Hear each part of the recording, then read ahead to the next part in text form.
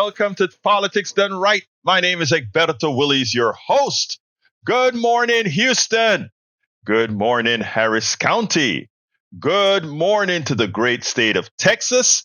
And good morning to the United States of America. Good morning to all the corners of Northeast and Southeast Texas, where our 100,000 watt transmitter gets into every nook and cranny, as well as Southwest and Northwest Louisiana. And of course, good morning to the world. We are going to have a great show for you today. Before we get started, get to the geniuses in the studios who continue to make these tin cans and strings and all these things, no matter how old, no matter how difficult, no matter how worn, continue to work by some method. So good morning, studio. How are my favorite guys doing? Through the rain, the snow, the sleet, the freezing cold, the burning heat. Broken towers. Broken glass. Broken dreams. You know, we just trudge right on through here at KPFT Houston because that's what we do. And for heaven's sakes, I don't know what's going on with the cutting out of Arnie Arneson every morning. This is the third morning that's happened, and I am very concerned about that. And Arnie fans are too. I mean, we're getting just like boatloads of letters about that saying, hey, quit cutting Arnie off. What are you, a communist or something? No, we're not communists. Communist light. No, don't say that. Well, I guess I shouldn't say that because, in your tin cans and string, we were questioning that this morning, whether Jack and I were going to have to do this show. So it's a good thing we didn't have to. But let me tell you what happened. I use these wireless mics and wireless everything. And since I'm waiting for the program to start, if you don't start at a certain time, it goes to sleep. So my headset went to sleep, and it didn't give me an indication that it went to sleep until I heard Jack say, Egberto. So, oh my God. Where are you, bro? Well, we missed yesterday's show due to transmitter problems. So I had to hot-foot it out there to the transmitter and figure out what was going on. But anyway, Jack, I have no wisdom today, but you have a whole page full. Yeah, I was going to repeat what I did yesterday because it didn't go out. Yesterday we were talking about the billionaires and how they are. Excuse me. And the rich keep getting richer. The economic model that funnels wealth up the chain must be confronted. All we need to do is look at Germany. Hitler, like Trump, are madmen, no doubt.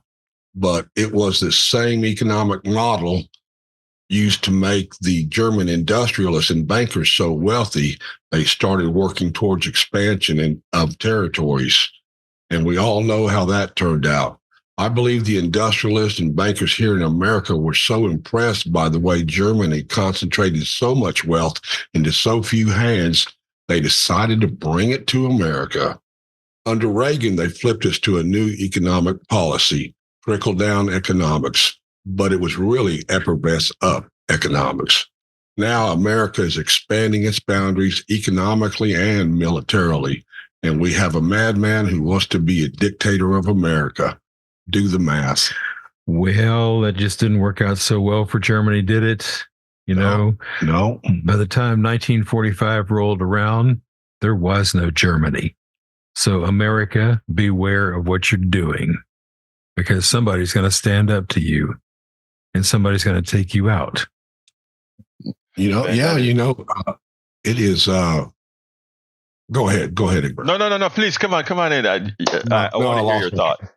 I lost my train. I am so sorry by opening my mouth and tickling that trend off. But let me tell you, you're right. I concur everything that you said, brother. And also what Howard just said, it's something that we better be aware of. An empire in decline, it does. First of all, empires don't have to decline. Great countries don't have to decline. But if the people start believing that they cannot decline or that others won't catch up to them, that's what you get. And for those that, when we look at the type of folks that we're starting to put into political offices right now, and we all gang up on Donald Trump because he's like the face. He's like the face of what child. The poster child of incompetence, right? But you don't have to go too far around even the state of Texas. I mean, if we look at the state of Texas, right, we are a great state, great people, all these great. I love Texas, man. I came to Texas before I came to school. Don't laugh, okay? I used to sing with a group called the Gospel Messengers, right? And churches would. I'm a humanist now, but I sang with a group called the Gospel Messengers, and they would bring our group all over to the United States. So we sang in churches from Miami right up to Massachusetts, and from Miami, our base was Miami, and then from Miami right into Texas. And I never forgot going into Lubbock, Texas, and seeing all the cotton stuff, the mills, and I mean, they had these factories and all this stuff, and I was like, wow, this place is great. And just driving around the big state of Texas in those days, it was a Greyhound bus that took us around the country, right? And it was like, wow, and then later on I was able to come here and go to school and stay. But I mean, it was like you come to this place that you read about, and then you see it in reality, big and expansive, and it looks like it's forever that way. And then you live here, and it was that way. And then as you're spending decades and decades here, you just start to see the decline that a lot of people who were born here or this is all they've lived don't see. And Jack, when you mentioned about, not Jack, but Howard, when you mentioned about what happened to Germany and it can happen to us too. I think the problem is a lot of people don't know how serious that is, how true that is. You know what I mean? It can happen here. In fact, it's happening. The problem with our government is in Texas, it's backwards. It's just a backward state in as far as the state government goes. I mean, we could rival any third world country as far as the dictator goes. Yeah. Because we have no idea of what they're doing, and they don't either. Yeah. I don't know. Yeah, I don't know if you remember Bill Birch. Do you remember that interview I did with the Railroad Commission guy, right? Yeah. Look at how those people in our brothers and sisters in West Texas, how they generally vote, right? And they're voting for what has he done? He's been going around the state and looking at all these abandoned oil wells and what bad regulation and not enforcing regulations have done around the state.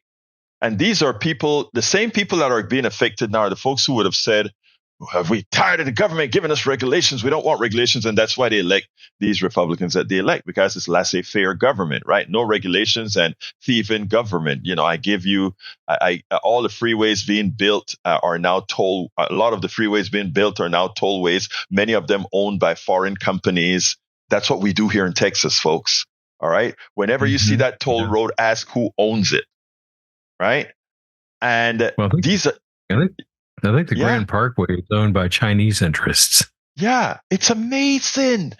And we sit back and, we just absorb the lies, and not only absorb the lies, but we don't do our research. So we have all these West Texas folks that are cattle farmers and ranchers and farmers of the land with crap popping out of the ground, radioactive water, all this kind of stuff that isn't well regulated. And they're complaining now, how could this happen?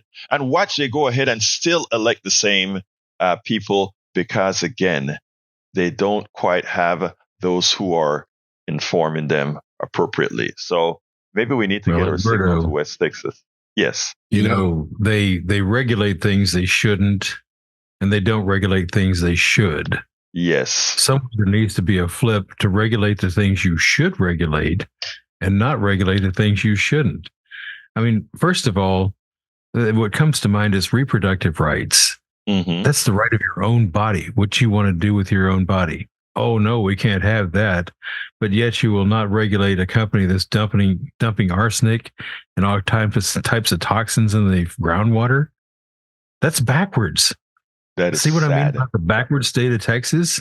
They're regulating backwards. So there you go. And I'm a native Texan, man. I was born here.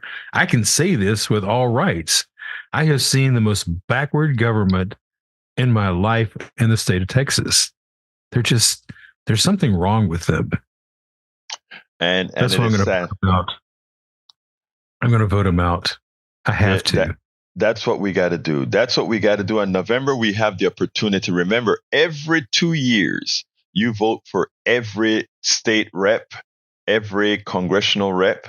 Not all senators in Congress. I mean, in the Senate.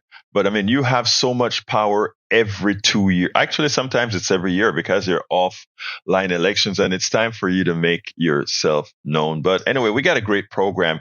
The two major stories Egberto, yes, sir. Yes. Hey, no regulation means no responsibility will be taken. Absolutely. Exactly. Absolutely so. Absolutely so. But look, today's program, there are two major subjects. I mean, there's a funny one from Dr. Glaude when it came to, Donald Trump is, I'm not going to give the punchline. I'm going to let the punchline come out in the piece that I'm going to play. I only have one video to play, and I'm going to start the show with the one video. It's about Donald Trump talking about rehiring Paul Manafort, who is a convicted felon, gave up a lot of our secret election information to Russia, etc. Did a whole lot of bad things, right?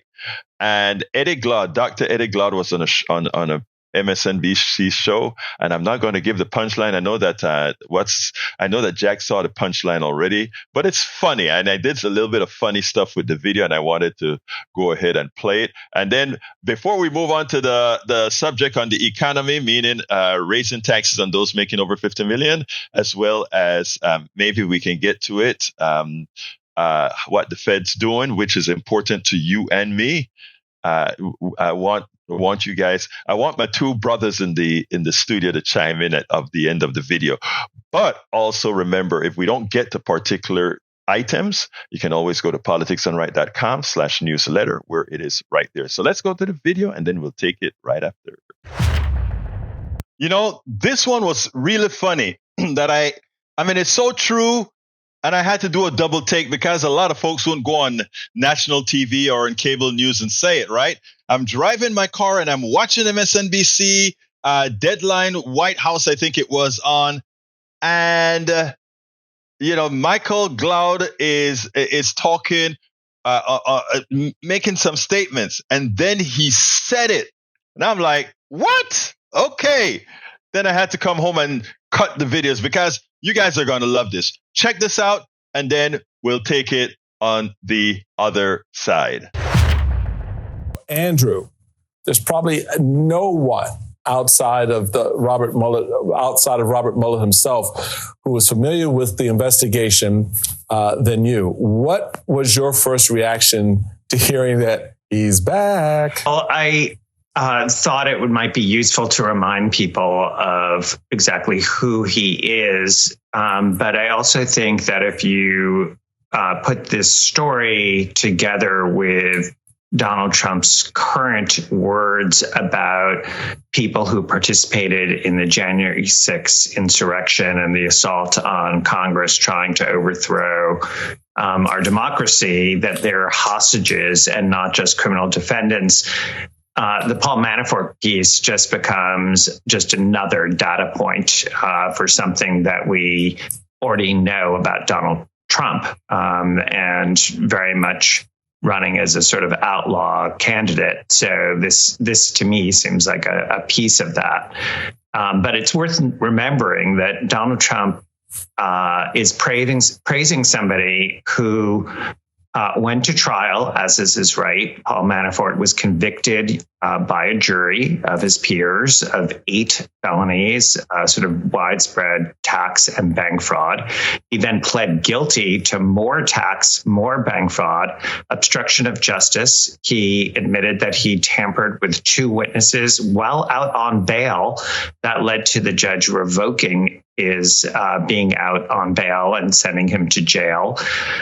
He also, as you noted, had ordered that internal polling data be given to his colleague Konstantin Kilimnik, who was found by the FBI to be closely associated with Russian intelligence. And actually, after the Biden administration took over, it was confirmed and reported that that polling data went to Russia, didn't just go to his associate, that it actually did make its way all the way to the Kremlin. So this is somebody who has a history, a litany of felonies that are quite serious, that usually is not something that is on the resume of somebody who is a campaign manager of one of the 2 major parties in the United States. So, Eddie, after hearing everything that Andrew just laid out, and when you look at Trump's continued inability to condemn Putin, even in the wake of the death of opposition Navalny, and Russia's highly undemocratic presidential elections, which we've just witnessed over the last 24 hours, what's your assessment of the danger here? How dangerous do you think it is to have someone like Manafort coming back into our politics, back into our political process?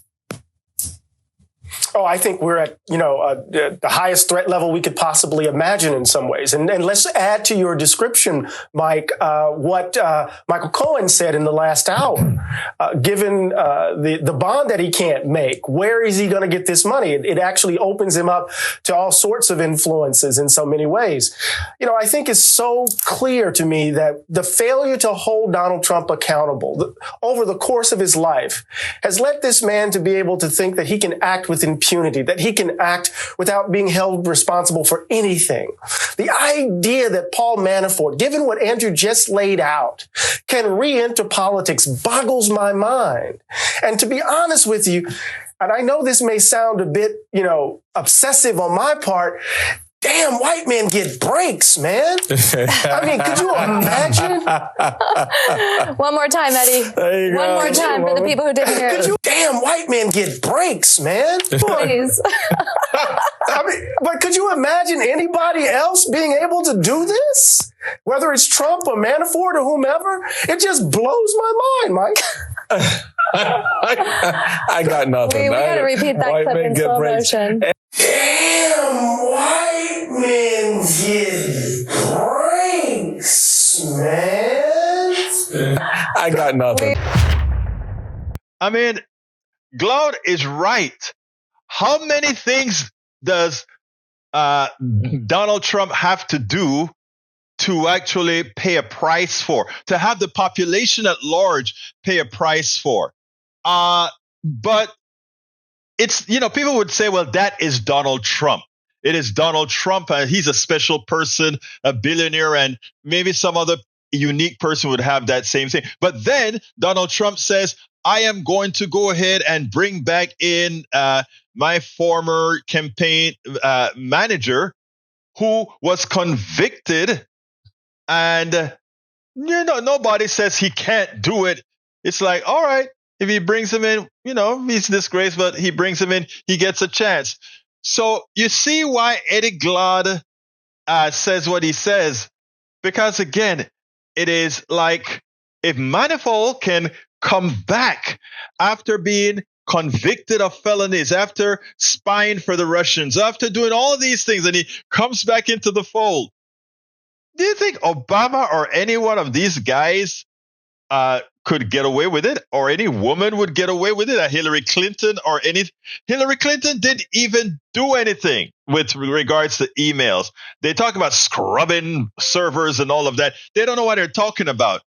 Emails are all over the place in the ethos. So her having a server in her home, that was the least concern as far as security for emails. But the media knows it, but they don't expand on it. But when Donald Trump talk his stupidity as well, they make it seem as if, oh, it's big thing. But also, again, we ask, these guys are thugs, and we accept them into leadership. We accept them as being okay. And Glaude, I get it. Some of us don't have that privilege of being able to either make mistakes or being able to be thugs, visual thugs in what we do. Wow, that was beautiful. And the panel all thought it was beautiful. This great multicultural panel got itself a great laugh because sadly, that is still America today. Absolutely so. So let me go ahead. John, I'm coming to you here, but I do want to put my two white brothers in the studio on the spot. Hey, was that funny or what, guys? Oh, we're too busy taking breaks here. Come on, I want to hear a response, whether you agree or not. I want to hear a response. I'm putting you on the spot. Oh, well, yeah, they do. But why are we giving Donald Trump any kind of a break at all? This man is a con man. He's been a con man his whole life.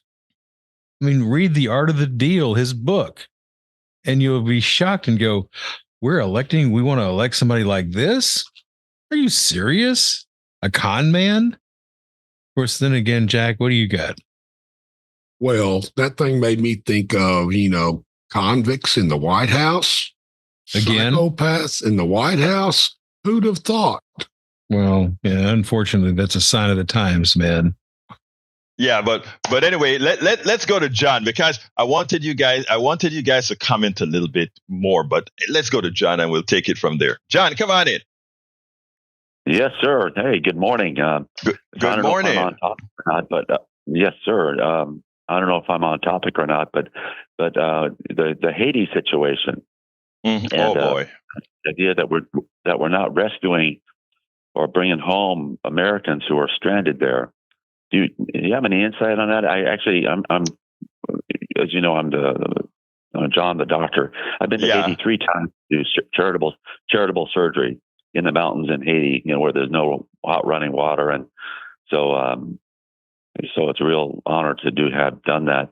But my goodness, if I were there as a medical missionary, I'd sure want to be rescued. I don't understand it.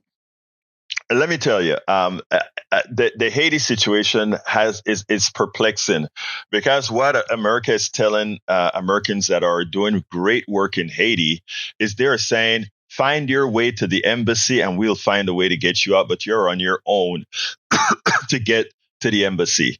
In other words, we are not going to risk anything to get in there. I mean, look, there's a lot that we could have, sorry for the coughing, there's a lot that we could have done in Haiti before things got here. We like to play as if Haiti is really just governed by a whole bunch of thugs. Well, I mean, we allow thugs to go ahead and take over in Haiti. But again, like I've said, when we spoke about the migrant issue and all of that, there's so much about our policies that allowed all those things to fester. And I can't get into it in detail right now, but just think the word rice.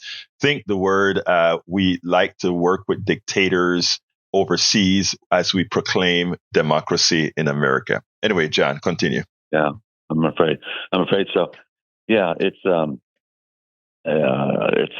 tragic country over there. So, and they're all coming trying to escape to the shores of Florida by boat, which is treacherous and dangerous, and lives are lost. Then I just heard that Governor DeSantis is going to redeport them to Massachusetts. Oh, so that Haitians who land in Florida are getting shipped up to Massachusetts. There happens to be a large Haitian community in Mass, because I spent a chunk of my career in Boston. Right. And so there's a large Haitian community up there. But be that as it may, it's the games that DeSantis and our governor, what's his name, Abbott, are playing. Yeah, I mean, the thing about it is these guys' inhumanity at some time is going to come back and bite them. These guys' inhumanity will come back and bite them.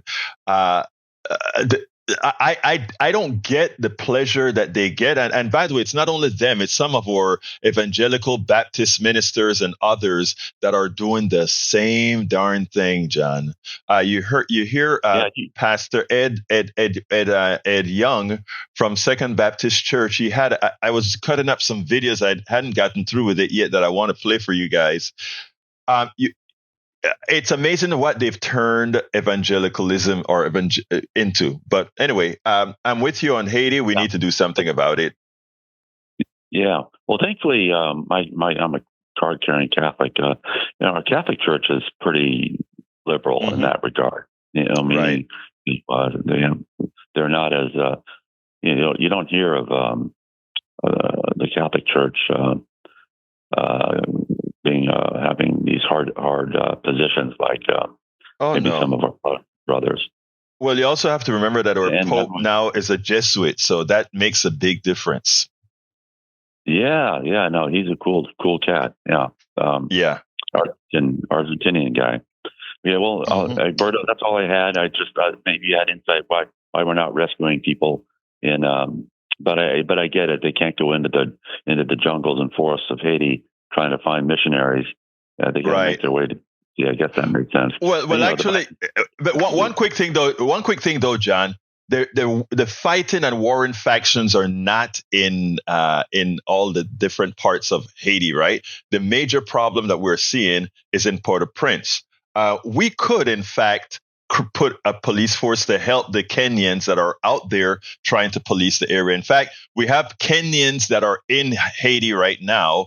I think they could use some help to kind of calm things down. It's not like we would be going into a place full of tanks and bazookas and all of that. We're just talking regular military arms, and you come in there with a thing to help people out. It'll be fine. We don't need an invasion army. What we need is people from different places coming together and policing temporarily. But anyway, thank you, John, for calling in. Well, the United Nations. That's what the United Nations. There you go. You nailed it. Yeah. Thank you, brother.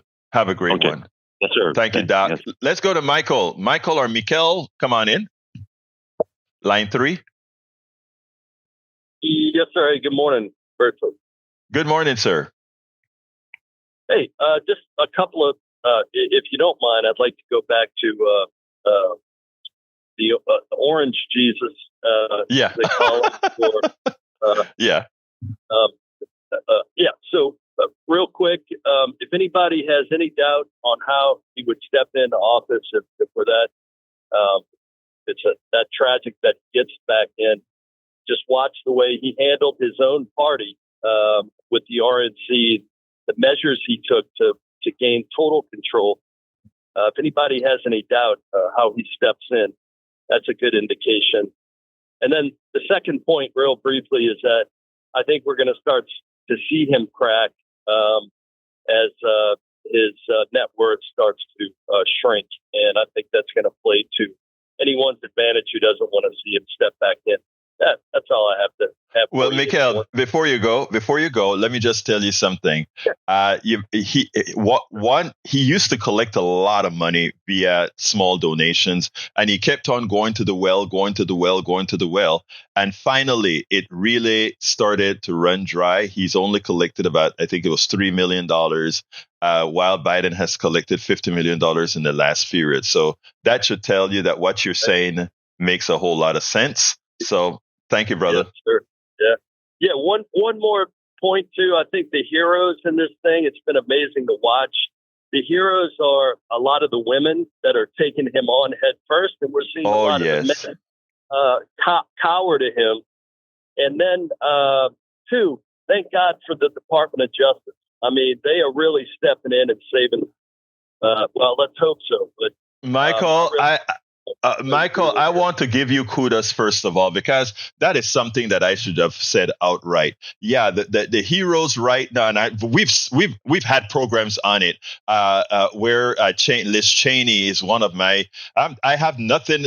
I have no policy symbiosis with Liz Cheney, but she has been great. Liz Cheney and all the other women that worked in the White House that are out there begging people not to support this guy. They know who he is. Yeah, the women have been showing a lot more cojones than the men on this issue. So you nailed it, women. You know what? There's something about you that have always been the core of this country, even with all the tribulations that you've gone through. Yes, sir. Agreed. Keep up the good work, Egberto. Thanks for letting me speak a little bit. Thank you, brother. All right, let's go to brother Harry and then Johnny. Harry, come on in. Good morning, Professor Egberto Willis. Good morning to Howard and Jack. I wanted to comment on Howard's comments and Donald Trump in a little bit. But first, I'll start off.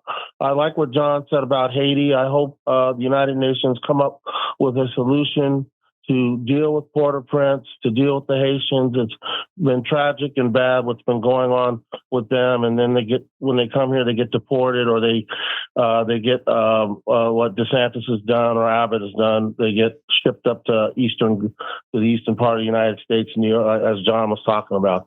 But anyway, I'll talk about Howard's comments when he was talking about backward thinking. Yeah, another word I'll add is retrograde thinking. And when people aren't informed, they don't make intelligent decisions. And I remember Steve Hunter had Tag, who likes to call this show and Steve Hunter's show. He was talking about how they've suppressed the gerrymandering in Michigan. Some of that problem in this state is the gerrymandering, is why these Republicans get voted back into legislation. We got to get rid of the gerrymandering. And I remember Steve asking Tag to send some information on how they can do that down here in Texas. Now, as far as Donald Trump is concerned, let's talk about they're going to start seizing his assets in New York because he can't get a bond to pay his bills, or as Tom Hartman always likes to preach on his show, he never likes to pay his bills. And besides, bond holders don't, or bond people don't want to give him a bond because he wouldn't be able to pay them back. So let's just, he's in a lot of trouble and a lot of debt, and he's going down the tubes. And like I said, Howard had mentioned that he and the other Republicans are self-destructing, and I hope Howard's prediction comes true. And I hope your prediction comes true as well, Professor Willies, that we will defeat him at the polls. Let me just say this, John, Harry. Let me just say one thing real quickly, and to what you're saying. First of all, I don't hold a lot of hope that that assets are gonna be seized from Donald Trump or anything like that. I mean, I think there is a power base, a privileged base in this country that Donald Trump is really a part of. I think if you take a look at all what the Supreme Court has been doing, what the judge in Florida has been doing, they have been giving Donald Trump a pass. No, a very few people get. There is some rationale to say that there are certain classes that don't get touched. And again, when you have a president saying, even for the immunity thing that the Supreme Court is going to take on, whether they accept it or not, but they're delaying it right now. When a president can come out and say, there's been 44 presidents before you. None of them have said immunity, not having some kind of a perfect immunity prevents them from running a country. And he goes out and he says it, and the Supreme Court takes it up as if it could have some validity. That tells you there is something wrong. But Harry, I got to go to our mayor of politics and right, brother Johnny. Okay. I'll say one more thing before I let you go. Real quick. I prayed for you last night at my recharge the week. And how is your wife, Laura, and how is Ashley? How are they doing? Thank you so kindly. I am spending the nights at the hospital. I drive back to the studio, my studio, at 4:30 in the mornings to be here on time, and she takes over. So, I mean, she's still there. She's probably going to be there a few more days. But the thing about it is we see some improvement in, again, she has lupus and shingles, not a good combination. And that it's been very difficult. Go ahead. I keep praying for you, Berto. I appreciate the prayers and I appreciate the calls. Thank you, brother. I appreciate you. Let's go to brother. Thank you. Let's go to brother Johnny, mayor of politics and right. You're on, Johnny. Yeah, I don't know if I'm feeling like a mayor right now, but to answer your other caller's question, John, he asked you about Haiti. Mm-hmm. Here's Donald Trump can answer all the questions the American people have about Haiti when he gets back into the White House with 9 or 10 simple words. Haiti is surrounded by big water, lots of water. That's all you need to know about Haiti. I get it. I get it. You must have listened to Trump's interview when he did that. Yeah, go ahead. More seriously, if that caller is really interested in wanting to know about Haiti, he can simply find out on his own by Googling 2 people. John Perkins has lots to say about how we interfered with Haiti over the decades. And then Naomi Klein will close it up with this concept called disaster capitalism. And she can cite Hillary and Bill Clinton and what they were up to down in Haiti, pretending to be the helpful white man on the horse, having people making sneakers for sub-minimum wage. Why don't we leave these people alone and let them govern? They've already proven that they could fight for themselves and win their freedom against the French. Why do we have to keep bullying people and exploiting people? Why can't we just treat people like humans?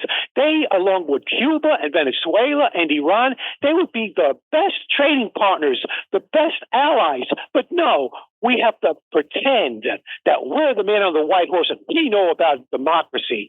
We don't even know how to practice it here at home. That's my answer to your call. Johnny, let me just say something that you brought up, right? Because I think Brother John's question was really valid, and it's actually a lot more than water. Now, when we talk about the border and the immigrants coming over the border, and we have everybody wanting to build a fence and put all these things on the border, I always say the problem is not the border. The problem is everything that caused the people to go to the border. And I'm glad that you mentioned Bill Clinton and Hillary Clinton. Some people say, oh, we only attack Republicans or things like, no, we attack bad politicians, period. We attack politicians who do the wrong thing with the expectation that the people who are listening to us will vote the right ones in. I am glad you brought up Brother Clinton, because Brother Clinton has confessed that he erred with Haiti and the policies with Haiti that is pretty much the genesis of what's going on right now, right? And it doesn't only have to do with the cheap sneakers or the cheap exploiting the cheap labor in, let's say, Haiti or anywhere else. It has to do with rice policy that affect farmers and threw people into Port-au-Prince. And as they go into Port-au-Prince, because they can't farm anymore, then they come across, they find the next best place, the promised land, America. And we can repeat these things country after country after country. Unfortunately, most Americans don't get the news to understand what we are doing. What you called it again? It's what the woman who wrote Disaster Capitalism. Capitalism. Right. This is called Disaster Capitalism, but she wrote the book. I interviewed her in Las Vegas a few years ago. Can't remember her name. But anyhow, she wrote. Go ahead. Naomi Klein, isn't it? Naomi Klein wrote the book on how the Chicago boys went ahead and just about took over, try to push this form of capitalism around the world. And what it really was us creating our servants across. Another interesting thing, because I don't know, we need our American brothers and sisters to realize this.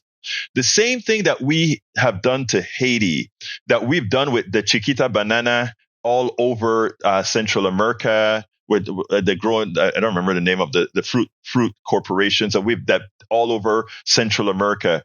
The same thing that we did there to exploit and maximize profits, right, is the same thing that has now come to America's workers.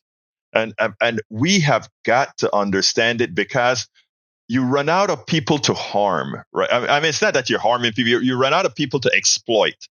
So we go around exploiting. And eventually, when you run out of people to exploit, you have to start exploiting your own. And that is what happened in Appalachia. That is what happened in the Midwest. All these people that believe they're the forgotten people are not really the forgotten people. They're the sacrificial people. We don't have a lot of news media in these places for them to see what's going on. We don't have a lot of news media in all these places where Americans are being affected. You know, they talk about how, Republicans clean up in the rural areas, etc. It's because those are the areas that their policies screw people, and then they say, look, it's those immigrants. It's those people. And as they continue to screw these people, there's no media to cover exactly what's going on with them, right? They don't know that they're being screwed. They don't, by the people they're voting for, because nobody's telling them. And the darn confounded Democratic Party consultants are not telling the right folks to go in. Bill Birch, that we interviewed here with the Railroad Commission, he lost big to a darn Democratic,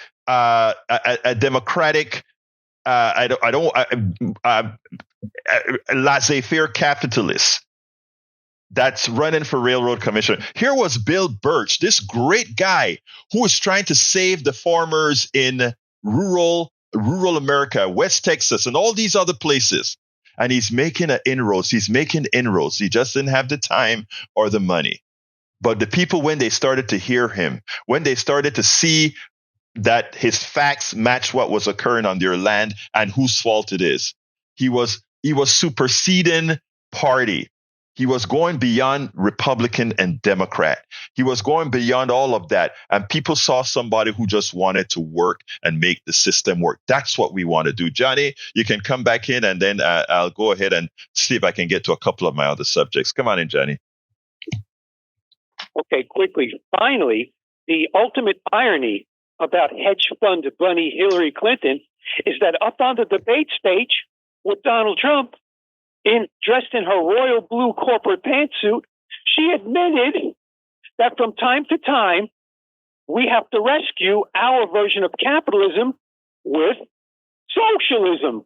Talk about irony. She and her husband go down to not practice socialism in Haiti, and then she's on the debate stage so arrogantly and smugly saying something that's so truthful.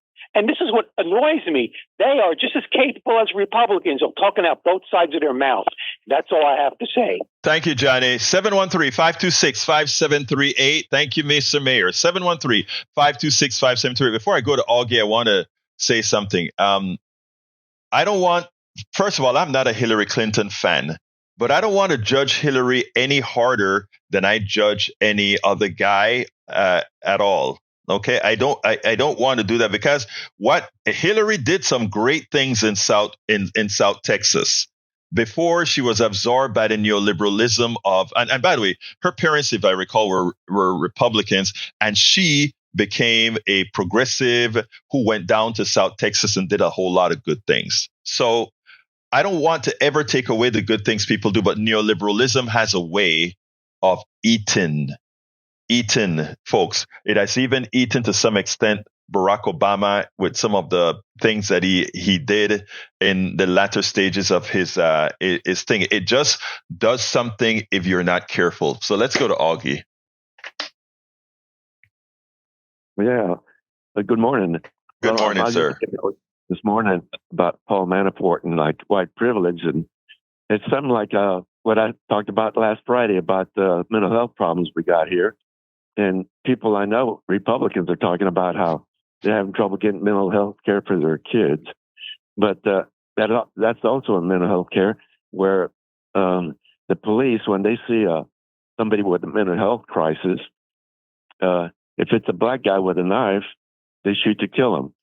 But if it's a white guy with a mental health problem and a knife, they talk him out of it. They don't do anything to him. But there was a guy that called in last Friday after I had talked about that mental health problem, saying I was wrong because I didn't talk about the mental health problem with the prisons. But I had talked about it previously when I said something about what a lousy governor George W. was and lousy president when he started shutting down our mental health program. And I talked about it, how it was costing them twice as much by jailing these people, but most of them are minorities and not whites that are being attacked. So that just sort of rang a bell when you started talking about it at the beginning. But yeah. Let me just say, let me add to something that you said there, Augie, because I think it's important.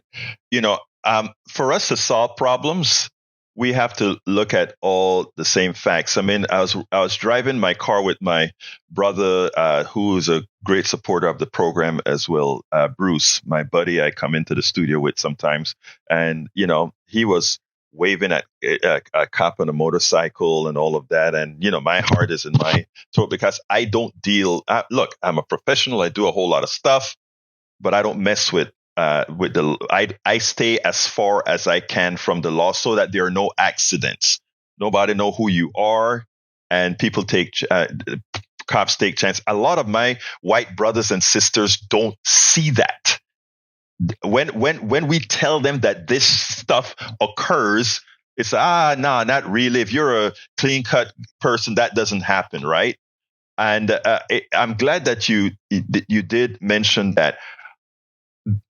Many of us who have to live this all the time, no matter who you are. And again, I went to the University of Texas, man. So I've been in the environment. When you see this, you have to acknowledge it. When we can acknowledge that this is a reality, then we can solve problems. We can first of all purge the folks that put that out there. So thank you for bringing that up, Augie. And I'm getting my lines full again, Augie. So say something real quick so I can go to Derek. Yeah, well, I'm glad you bringing this up and let people know, particularly the white folks, hey, there's problems here against one group, and we got to acknowledge that too. No, but wait, I want to. You always do this to me. You make me say something that add something else to it. But I always look at Obama and Trump, that many respect Trump more than they do Obama. Obama, nuclear family, one wife, did all the things right, did the things that the people say it's the American thing to do. Donald Trump lived several baby mamas, got people to have abortion, all these kinds of things. And he's held in the same esteem or better with many. That should tell you something. It should tell you something. But anyway, Augie, thank you, brother. I think about Obama. He saved the auto industry himself. And now Trump is saying that he's going to take care of the auto industry. Oh, that's a joke. We know that's comical. That's comical. But thank you, Augie. I got to jump to Derek. Thank you, brother. Let's go to Derek. Come on in, Derek. Hey, good morning, everybody. Great call, Johnny. Great call. Egberto, think about this. It goes to show you just how dependent the world people are. Man, the people are dependent, calling for the United Nations. United Nations make up 193 countries. And you mean to tell me they can't deal with Israel? And then here we are, one nation sit there and put up a veto. and I'm at a loss here. Are you the United Nations, or have you become the United Cowards? United Cowards. I think you got it right. United Cowards. Yes, sir.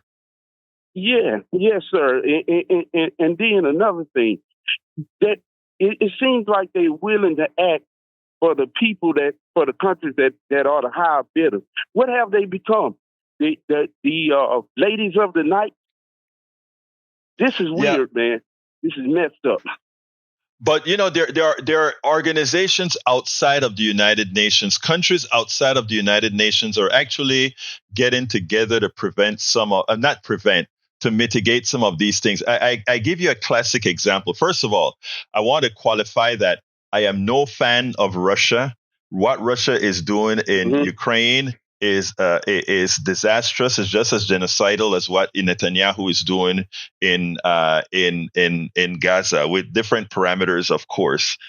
But the other thing the other sides that you have to look at is, and I looked at it with sort of amusement, because there was a time when, because we control the financial doings of the world, meaning all electronic transfers and ACH and all of that went through American banks only and through the American dollar, that by now Russia would have been crippled.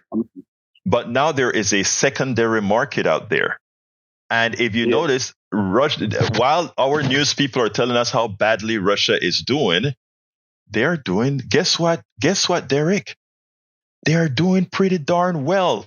So there's going to have to be a paradigm shift in how we deal with world thugs, both outside of America and our own thugs. You're going to have a way to deal with them more, not an American-centric manner anyway, but in a more respectful way around the world. Anything else, Derek, before I jump to Brian? No, I think you said it, brother, because it's just baffling that the United States was the only lone nation, and that one veto carried, you know what I'm saying, away the whole action of 192 nations. Come on, man. I tell you what would be a great showing. A great showing would have been if a whole lot of what we call third world countries all put up a couple of ships or something, right? And go into the Mediterranean and bring food and all of that for the people suffering in Gaza. And let's watch Israel try to bomb the ship that's trying to help people. I mean, but what you talked about when you started and you said, is it the United Nations of cowards? Yes. Because I tell you, it's not difficult for us to have gotten Brazil. I'm talking bigger nations now, Brazil, that don't agree with the American policy. Brazil, India. I won't say Pakistan because they're in cahoot. They are having issues with India. But let's look at those major powers, right?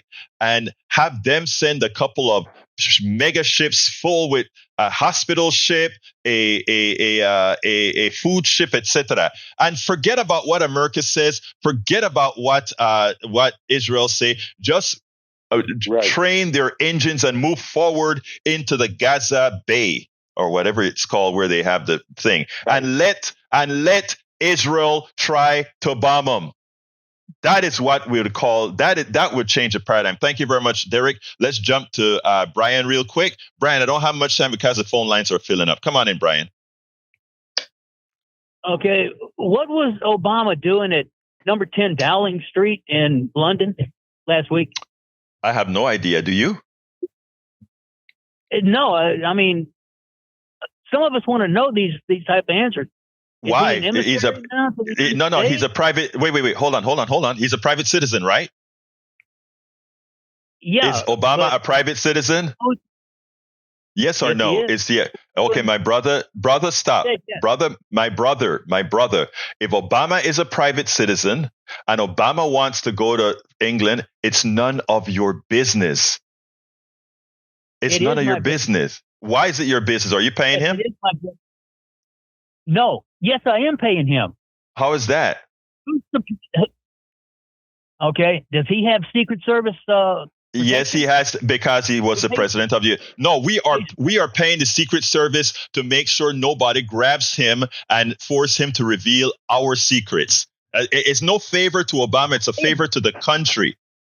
So he's not doing that for the Secret Service. Is not there for Obama. It is there for us. No, it's there for him. No, it's there for us, because if something happens to him, we are in danger. Brian, I got to go to Donald real quick because we don't have much time. Donald, you got 30 seconds. What happened to those money exchangers in that temple with that one guy that is in that book? Which book? That's what I want to know, because the Bible, the Jesus. Oh, now these money exchangers. Where are they at? If you trace their roots, you will find where that money is at. And that's what TikTok to do, and that's why they're wanting to silence it. All right, let's Donald. Let's talk about that. Donald, you have some good stuff about TikTok. Why they want to ban TikTok, and even Howard spoke about that yesterday too. So you nailed it. 2 days ago, you nailed it. Let's go to Lee. Thank you, brother. Let's go to Lee. Lee, you have about a minute. Okay. Who of all the people screaming around the world is going to go in and make sure that Hamas doesn't steal all the aid being sent for the people of Gaza? Because that's what's happening. They are stealing it. They're shooting their own people. And all the screaming and yelling in the world isn't going to help the people of Gaza until Hamas is held to account. I don't hear anybody. Lee? Thank you. No, Lee, please stay on a bit because I want to tackle that real quick. Oh, she left. Anyway, she got her piece to say. But let me say that, remember, we have to be careful with where reporting is coming from. And Harry, you only got, and I mean it, 15 seconds. Yeah, I just wanted to comment on what Augie said quickly. When it's Kyle Wittenhouse or Dylan Roof, the police don't do anything. When it's that guy who has autism, just has a hammer, a black kid in California, a deputy shoots him. Well, Augie, kudos. You were right on about that. I made thank you, Harry. Got to go. I made a long video of all the major shootings. And I pretty much, that was pretty much evident. So thank you, brother. Let's go to the studios with our geniuses. Come on in, brothers. Well, I think somebody took my thunder here.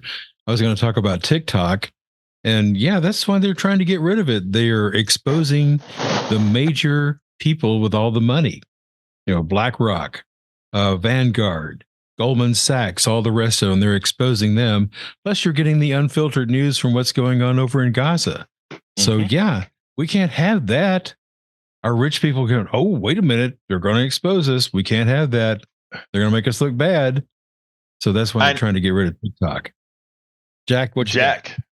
Well, Haiti has always been the redheaded stepchild of the world, and they're just being still punished for evicting the French. And fighting is all over Haiti right now. Oh man, having smart folk like the studio, man. People don't realize that in Haiti, people had to pay for their freedom. The slaves, after they liberated themselves, France forced them to pay back the property that they were to France. Anyway, folks, Lee, I'm sorry you called late. I want you to call tomorrow. Let's entertain some of what you had to say about Hamas, Netanyahu, etc., and have a cogent, intelligent conversation about that. I want to do that. Thank you for calling in, Lee. I don't think we've heard from you before. Thank you all listeners. Thank you, studio, Harry and Jack, Harold and Jack, Howard and Jack. What the hell's wrong with me? Howard and Jack, thank you so kindly for all that you guys do. My name is Egberto Willies. This is Politics Done Right, and you know how I end this baby. I am what? Out. We spend a lot of time deconstructing the news, trying to parse it into a form that everybody can understand. We try to find those little nitpicks where it flies above the fray, etc. If you really like these videos that we do, I want to ask a big favor. Please go ahead. Number 1, subscribe to our channel. And number 2, please join if you can. Thank you so kindly for watching. Keep watching. Please remember to share. We must populate the entire internet with our progressive message, a message that we know is what most Americans say that they want. So help us, please join.